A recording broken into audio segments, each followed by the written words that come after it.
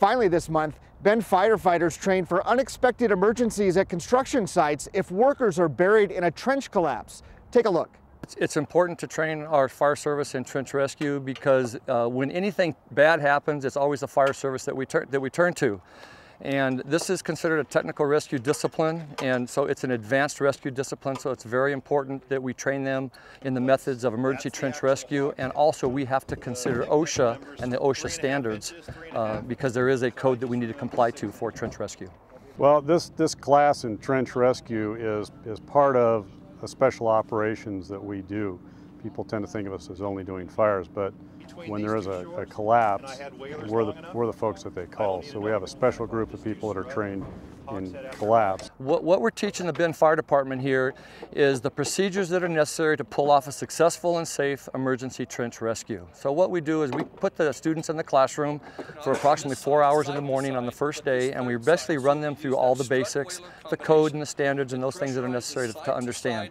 But where it really comes together is out here, where the hands-on portion is, where we can actually teach them how to safely approach the trench, how to do the initial size up, ask the pertinent questions to get all the information that they need to make a successful and safe rescue in the trench.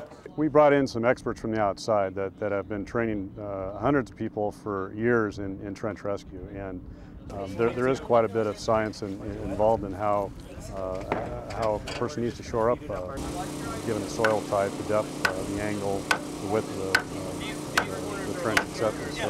So, according to OSHA, it's the responsibility of the employer to keep his employees safe, and that doesn't change for us as firefighters.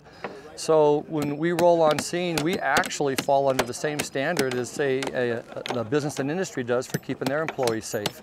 So it's important that we understand what the codes and what the regulations say, so we can be responsible for our employees and for our firefighters when we send them in the trench for trench rescue. This, again, is one of those special areas of training that we do that we consider what's called a low frequency but a high risk type of event that doesn't happen very often, but those are the ones that we need to train real well on. Well, there's a saying that we use: train like you fight, fight like you train.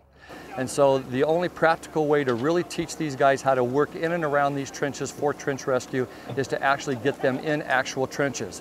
These are not trench props. These are actual live dynamic trenches that we actually finished digging this morning, and it gives these students the realism that they need of what it's like working in these trenches. Bend Fire and Rescue has a training program that runs throughout the year, and it covers multiple topics, and we want to make sure that we're ready for any emergency that might take place in the city with its citizens, with workers, contractors, visitors. We want to be able to handle every emergency efficiently and effectively, and that all comes through training.